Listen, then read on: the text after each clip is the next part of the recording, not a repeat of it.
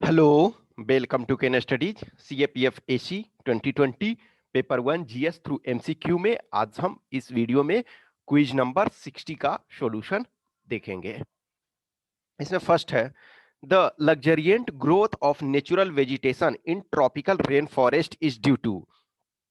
तो tropical rain forest में क्या होता है कि देखो, लैंड फर्टाइल सॉइल फर्टाइल नहीं होता है, लेकिन क्या होता है कि hot and wet climate throughout the year होता है। तो यानी कि रेगुलर जो है वर्षा होते रहती है, गर्मी होते रहती है, तो उससे क्या होता है ना कि ग्रोथ रिलेटिवली ज्यादा होता है। तो फर्टाइल सॉइल नहीं है, सॉइल फर्टाइल यहाँ नहीं है, तो ये आपका हट गया। तो जब ये हट गया तो आपका आंसर ऑलरेडी आप पहुंच चुके हो। Hot and wet climate throughout the year, yes. Intense sunlight for photosynthesis, देखो ट्रॉपिकल रीजन में जो है वो सनलाइट काफी मात्रा में मिलता है, तो ये आपका ये भी सही है। Seasonal change to facilitate nutrient absorption, no. ये जो आपका सीजनल चेंज ये न्यूट्रिएंट एब्जॉर्प्शन के लिए फैसिलिटेट ये रीजन नहीं है। ठीक है, तो रीजन जो मेनली आपका है 2 और 3। इनफैक्ट देखो, 1 यदि आपने ये हटा दिया तो आपके पास आंसर पे आप क्लोज में पहुंच जाते हो, ये क्लोज में नहीं, आंसर एग्जैक्ट में पहुंच जाते हो। नेक्स्ट है a farmer in a semi arid area claims that his farming practice is very environment friendly. Which of the following practices on his farm can justify his claims? यानी कि एक किसान कह रहा है कि जो हमारा जो कृषि है, खेती है, जो पर्यावरण फ्रेंडली है। तो देखो, पर्यावरण फ्रेंडली का मतलब है प्लांटिंग अ ट्री बेल्ट, यानी कि वृक्ष जो है वो कतार, वृक्ष की कतार लगाना। तो वृक्ष यदि कतार में लगा रहा है तो कहीं ना कहीं क्या है, वो आपका बहुत सारी चीजों में वृक्ष हेल्प करता है, तो वो पर्यावरण को प्रोटेक्ट करने के लिए वो अच्छा है। Practising crop rotation, yes, crop rotation करने से फायदा ये होता है कि देखो, टू तो आप मैंडेटरी मान लो कि प्रैक्टिसिंग क्रॉप रोटेशन, तो टू जब है तो ये दो ऐसे ही हट गया। इसका कारण क्या है कि क्रॉप रोटेशन आप जब करते हो तो डिफरेंट क्रॉप्स में डिफरेंट न्यूट्रिएंट्स होता है। जैसे जस्ट इमेजिन करो कि जो दलहन है तो उसमें नाइट्रोजन फिक्सेशन बैक्टीरिया पाया जा रहा है, लेग्यूम क्रॉप्स जिसको कह रहे हैं, तो वो क्या है, नाइट्रोजन की कमी को वो फुलफिल कर रहा है। तो ए लॉट ऑफ क्रॉप्स हैं, अब एक ही क्रॉप लगाओगे तो एक ही टाइप का न्यूट्रिएंट्स को उसको आवश्यकता होगा, दूसरे न्यूट्रिएंट्स यदि कुछ है भी तो उसका कोई यूटिलिटी नहीं रहेगा। तो ये 1 सही है, 2 सही है। अब देखो, carry out a large scale irrigation system, ये लार्ज स्केल इरिगेशन सिस्टम करोगे तो ये कहीं ना कहीं जो इन्वायरमेंटल का दोहन कर रहा है ना, जो पानी का जो वो दोहन कर रहा है। ठीक है, नेक्स्ट है यूजिंग ऑर्गेनिक फर्टिलाइजर्स, यस, ये भी आपका जो है पर्यावरण प्रोटेक्शन में कामयाब है, तो ये 1 2 और 4 हो जाएगा, बी आंसर हो जाएगा। नेक्स्ट है याकूत्स आर द नोमाडिक हर्डर्स ऑफ, तो याकूत्स जो है वो कहाँ के, टंड्रा प्रदेश के हैं, टंड्रा या टुंड्रा जो भी कह सकते हो। नेक्स्ट है after a bill has been passed by the houses of the parliament, it is presented to the president who may either give assent to the bill or withhold his assent. The president may, देखो क्या है कि जैसे ये कोई भी जो हम देखते हैं ना, पार्लियामेंट का जो है, लोकसभा, राज्यसभा और प्रेसिडेंट, ये आर्टिकल 79 का जो है के अंतर्गत जो है, आर्टिकल 79 ये कहता है कि जो आपका पार्लियामेंट का 3 पार्ट है, आपका प्रेसिडेंट, एलएस एंड आरएस। तो दोनों से हाउसेस से पास होने के बाद कोई बिल जो है प्रेसिडेंट के पास सिग्नेचर के जाता है, तो सिग्नेचर के लिए जाता है, तो जो है कि आइदर प्रेसिडेंट एसेंट दे सकते हैं बिल पे या विदहोल्ड कर सकते हैं। तो इसमें से कह रहा है कि प्रेसिडेंट में ये फर्स्ट आपका है assent within 6 month, no, ये कोई जरूरी नहीं। इनफैक्ट देखोगे, जब ज्ञानी जैल सिंह के पास राजीव गांधी ने भेजा ये असेंट, एक जो टेलीग्राफ ये समथिंग वाला ये था, उसको उन्होंने अपने पूरे कार्यकाल में ही उसको कोई असेंट नहीं दिया। बाद में जब उनका गवर्नमेंट चेंज हुआ, फिर बाद में उस बिल को एक तरह से रिजेक्ट कर दिया गया। असेंट और reject the bill as soon as possible, देखो अब ये हम देखेंगे एज सुन एज पॉसिबल, इसमें है कि पॉकेट वीटो उनके पास भी होता है, तो ऐसा नहीं है एज सुन एज पॉसिबल, तो ये भी नहीं होगा आपका। Next, return the bill as soon as possible after the bill is presented to him with a message requesting the house to consider the bill. अब देखो हम इसको देख लेते हैं। Next, withhold his assent even if the bill is passed again by the house, no, यदि again pass हो जा रहा है तब प्रेसिडेंट के पास कोई विकल्प नहीं है, वो उनको असेंट देना होगा। लेकिन कह रहा है return the bill as soon as possible after the bill is presented to him with a message. यदि उनको ऐसा लगता है, प्रेसिडेंट क्या है कि उनको लगता है कि बिल में कुछ प्रॉब्लम है, तो वो उसको फिर दोबारा भेज सकते हैं। लेकिन जब दोबारा पास करके उसी फॉर्म में भी यदि भेज दिया जाए, सेम केस हुआ था एपीजे अब्दुल कलाम जी के पास। तो कलाम जी ने पूछा कि what is the definition of office of profit. UPA government ने कुछ नहीं बोला और फिर से दे दिया, तो कलाम के पास कोई विकल्प नहीं था कि वो साइन उसको करते। तो सी इसमें आंसर होगा। देखो हम इसमें निगेटिव से चले हैं कि इसको हम एलिमिनेट किए, तो हमारे पास यही ऑप्शन विकल्प बचता है। नेक्स्ट है, which one of the following is not a site for in situ method of conservation of flora. Flora का मतलब प्लांट, तो फ्लोरा का मतलब प्लांट वगैरह, और फौना का मतलब एनिमल बीइंग्स। तो एक सीटू और एक इन सीटू होता है। इन सीटू का मतलब सेम प्लेसेस में उसको कंजर्व करना। एक्स सीटू का मतलब है आगे बाहर दूसरे जगह ले जाकर के, जैसे लेबोरेटरी में या फिर कुछ और चीजों में। तो देखो जो करा कि कौन जो है इन सीटू नहीं है, तो देखो बायोस्फीयर रिजर्व इन सीटू है, ठीक है। आपका बोटानिकल गार्डन जो है, बोटानिकल गार्डन एक्स सीटू, ये इन सीटू नहीं एक्स सीटू है। यहाँ हम बाहर से ला करके उनको प्रिजर्व करते हैं। नेशनल पार्क आपका इन सीटू है, wildlife sanctuary in situ है, तो बी हो गया, एक्स सीटू ही है। नेक्स्ट है, which of the following is are not historical biography और बायोग्राफीज।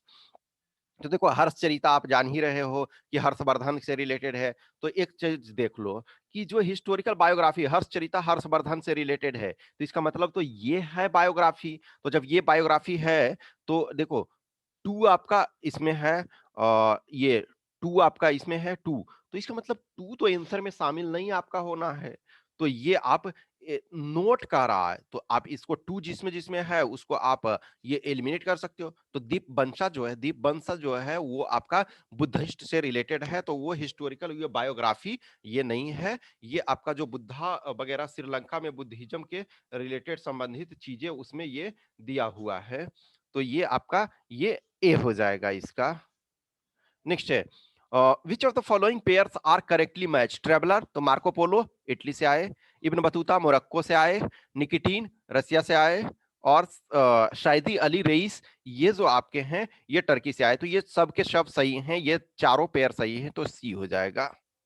नेक्स्ट आपका है, which of the following clans are included in the Agnikula Rajput. तो राजपूत में देखोगे कि एक अग्निकुल राजपूत, सूर्यवंशी राजपूत, चंद्रवंशी राजपूत और बहुत सारे ये होते थे। तो कह रहा है कि इसमें से कौन अग्निकुल में शामिल किए जाते हैं। तो प्रतिहार, चालुक्य, परमार और चहमांस यानी चौहान, जिसको ये लेटर उसको चौहान ये बोलते हैं। तो ये ऑल जो है अग्निकुल राजपूत हैं। Next, Who among the following was the first Indian to qualify for the Indian Civil Services। ICS जो है वो क्वालिफाई करने वाले कौन थे। सत्येंद्रनाथ टैगोर, ये रविन्द्रनाथ टैगोर के भ्राताश्री थे। नेक्स्ट है, who was the education minister in the first cabinet of independent India. तो ये जो इंडिपेंडेंट इंडिया के फर्स्ट जो एजुकेशन मिनिस्टर थे वो मौलाना अबुल कलाम आजाद थे। देखो सरदार वल्लभ भाई पटेल इंटीरियर मिनिस्टर थे और as well as deputy prime minister थे। आचार्य नरेंद्र देव देखो सोशलिस्ट मूवमेंट से जुड़े हुए थे। Sarvepalli Radhakrishnan first vice president बने और फिर लेटर प्रेसिडेंट बने। नेक्स्ट है, with reference to the period of Indian freedom struggle which of the following was were recommended by Nehru report. तो नेहरू रिपोर्ट ये पंडित जवाहरलाल नेहरू के पिताजी जो मोतीलाल नेहरू थे, वो लॉर्ड बिरकेनहीड जो थे सेक्रेटरी ऑफ स्टेट, उन्होंने ये बोला था कि इंडियंस जो है अपना संविधान बना ही नहीं सकते हैं। तो नेहरू जी ने, बड़े नेहरू जी ने चैलेंज के तौर पे लिया और उसको ड्राफ्ट किया। तो उसमें कहा कि which of the following was were recommended by, तो इसमें कौन सा रिकमेंड किया गया था। तो ये इसमें से फर्स्ट आप देखोगे ये complete independence for India. No, complete independence इसके बाद नेहरू रिपोर्ट में ये कंप्लीट इंडिपेंडेंस नहीं था, एक तरह से ये इसमें था कि हम डोमिनियन स्टेटस का डिमांड कर रहे थे। तो ये कंप्लीट स्टेट्स नहीं, तो ये आपका जब ए हट गया तो आपके पास आंसर आसान बन गया, ये यही होगा। Joint electorate for reservation of seat for minorities, ठीक है। Provision of fundamental rights for the people of India in the constitution, सही है। तो 2 और 3 सही है। Next, which one of the following statement is correct? In India the same person cannot be appointed as governor for 2 or more states at the same time। ये statement ये आपका जो है कह रहा है कि करेक्ट कौन सा है? तो ये करा can not be appointed, in fact can be appointed, तो ये गलत है। देखो सम टाइम क्या होता है कि किसी के कारण डेथ के क्या कुछ ऐसा सिचुएशन आ जाता है तो टू और मोर स्टेट्स के बनाए जा सकते हैं, तो फर्स्ट स्टेटमेंट गलत है। देखिए जजेस of high court of the states in India are appointed by the governor, no ये भी प्रेसिडेंट के द्वारा ही अपॉइंट किए जाते हैं of the state, just as the जजेस of the supreme court are appointed by the president, तो ये स्टेटमेंट गलत हो गया। नेक्स्ट आपका सी है, no procedure has been laid down in the constitution of India for the removal of the governor from his her post, ये सही है क्योंकि कोई ऐसा प्रोसीजर नहीं दिया हुआ है जब प्रेसिडेंट ऑफ इंडिया, इनफैक्ट कह सकते हो सेंट्रल गवर्नमेंट जब चाहे हटा सकती है। In the case of a union territory having legislature set up, the chief minister is appointed by lieutenant governor on the basis of majority support, no ये president के द्वारा अपॉइंट किए जाते हैं। हाउएवर लेफ्टिनेंट गवर्नर जो होते हैं on the behalf of president of India वो वर्क करते हैं, तो सी इसका सही आंसर हो जाएगा।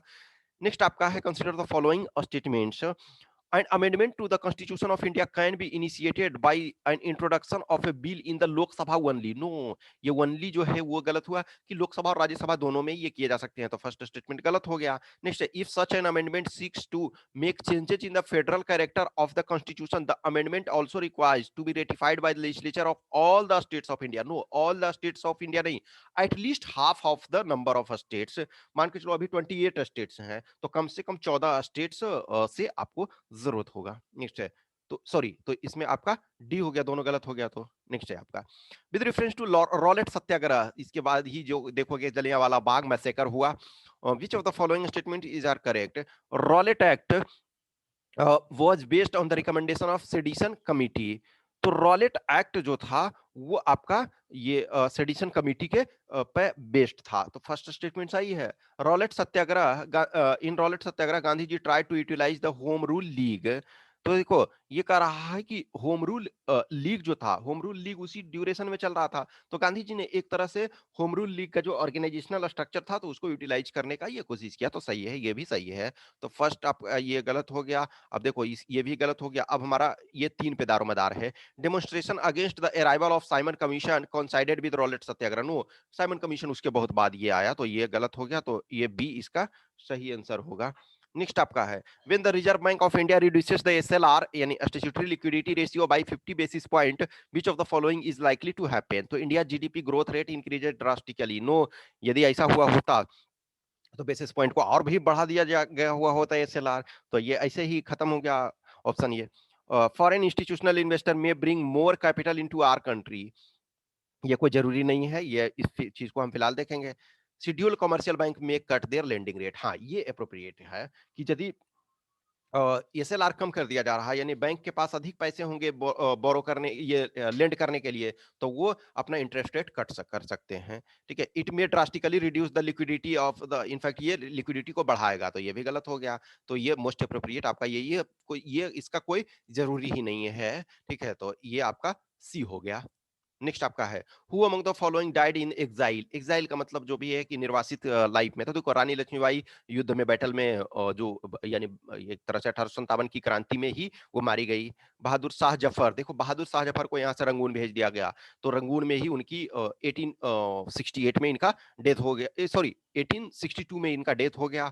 और जो कहते हैं ना कि 2 गज जमीन भी इन्हें बादशाह भारत के थे, लेकिन 2 गज जमीन भी नहीं अपने कुएं में मिली, यानी कि अपने देश में नहीं मिला, तो ये आपका बी हो जाएगा। नेक्स्ट आपका है, which of the following provisions of the constitution of India became effective from 26 नवंबर 1949, देखो 26 नवंबर 1949 को कॉन्स्टिट्यूशन बन के तैयार हो गया था, लेकिन लागू जो प्रॉपर तरीका से 26 ऑफ जनवरी 1950 को हुआ, लेकिन कुछ जो चीजें थी वो इसी दिन को लागू हो गया था। तो ये था क्या, इलेक्शन और सिटीजनशिप, इमरजेंसी प्रोविजन और अपॉइंटमेंट ऑफ जजेज, ये आपका 26 जनवरी 1950 को लागू हुआ, तो बी हो जाएगा 1 and 2 ओनली। नेक्स्ट है, stalactite, stalagmite and pillars are the depositional landforms are, तो ये depositional landform क्या है, अंडरग्राउंड वाटर के हैं। नेक्स्ट है, the draft constitution as framed only provides a machinery for the government of the country, it is not a contrivane to install any particular party in power as has been done in some countries, who should be in power is left to be determined by the people as it must be if the system is to satisfy of democracy. The above passage from constituent assembly debate is attributed to, तो ये कह रहा है कि ये भीमराव अंबेडकर के द्वारा है। इसका मतलब ये कह रहे हैं कि draft constitution as framed only provides a machinery for the government of the country, it is not a contrivance to install any particular party in power as has been done in the some country. इसका मतलब ये नहीं है कि कोई भी country में कोई पार्टिकुलर पार्टी को हमको ये नहीं, ये जिसमें जनता के द्वारा क्या है ना कि who should be in power is left to be determined by the people as it must be if the system is to satisfy of democracy. इनका मतलब है कि डेमोक्रेसी में जो पावर, जो पार्टी, कोई एक पार्टी को हम सत्ता में इंस्टॉल करने के लिए कॉन्स्टिट्यूशन नहीं है। जो भी पार्टी मेजोरिटी में होगी, जो भी पार्टी जनता का कॉन्फिडेंस जिसमें होगा, वो सत्ता में आएगी। तो ये भीमराव अंबेडकर जी ने कहा था। लास्ट क्वेश्चन इस सीरीज में, which of the following statements are correct regarding joint session of the houses of the parliament in India? तो joint session of parliament जो होता है वो आर्टिकल 108 के तहत इसका प्रावधान किया गया है। यदि वो देखो, मनी बिल और कॉन्स्टिट्यूशनल अमेंडमेंट बिल में ये लागू नहीं होता है, ये साधारण बिल में लागू होता है। साधारण जो एक्ट है उसमें लागू होते हैं। तो it is an enabling provision empowering the president to take steps for resolving deadlock between the two houses. Yes, two houses के बीच डेडलॉक के लिए ये किया जाता है। तो वन सही है, तो वन जब सही है तो हमारा दो ऑप्शन एलिमिनेट हो गया। अब देखो, it is not obligatory upon the president to summon the houses to meet a joint sitting. तो ये प्रेसिडेंट का ऑब्लिगेटरी नहीं है, प्रेसिडेंट को जो है कि बाध्यकारी नहीं है। तो ये भी स्टेटमेंट आपका सही है। तो देखो, टू तो ऐसे भी अब सही हो रहा था, तीन पर हमको देखना है, तीन और चार। तीन सॉरी चार का कोई मतलब ही नहीं है। It is being notified by the president, yes ये भी सही है। It is frequently resorted to establish the supremacy of Lok Sabha, no ऐसा होता तो सारे बिल तो फिर राज्यसभा का कोई औचित्य ही नहीं होता। तो बी इसका हो जाएगा। ये 20 क्वेश्चंस के आंसर की यहाँ दिए हुए हैं। I hope you enjoyed this session. कुछ भी क्वेश्चन क्यूरी है तो आप कमेंट बॉक्स में डालें। देखो, आज जब हमने कर लिया तो अब इस सीरीज में 1200 क्वेश्चंस कंप्लीट हो गया। अब यानी कि 80% पार्ट कंप्लीट हो गया। हमने 1500 बोला है, तो 300 क्वेश्चंस इसमें हम और करेंगे। देखो, नो डाउट हमने ये चीजें बोला कि हम ये क्वेश्चंस उन लोगों के लिए फुल रूप से एक्सेस होगा जो पेड वाले। मैं इतना बहुत ज्यादा पे के लिए नहीं बोल रहा हूँ। जस्ट ये इमेजिन करो कि कोई भी ऑर्गेनाइजेशन चलता है, आप देखोगे चाहे वो कोई पॉलिटिकल पार्टी हो या कुछ भी हो, उस ऑर्गेनाइजेशन को चलाने के लिए पैसे की जरूरत होती है। और दैट्स वाई इस वजह से आप लोगों को कुछ ना कुछ कंट्रीब्यूट करना चाहिए। तो कंट्रीब्यूट ऐसा नहीं हम ये कर रहे हैं जैसे पॉलिटिकल पार्टी है कि चंदा के तौर पे आप दो, नहीं, आप कुछ सर्विस को एक्सेस करो, चाहे टेस्ट वगैरह का कुछ सर्विस को एक्सेस करो। और आपका भी एडवांटेज है और हमारा भी एडवांटेज है कि हम उस चीज को चला सके। एटलीस्ट हम टाइपिंग कॉस्ट और जो अदर इंटरनल एक्सपेंडिचर है उस चीज को बियर किया जा सके। Okay, thank you.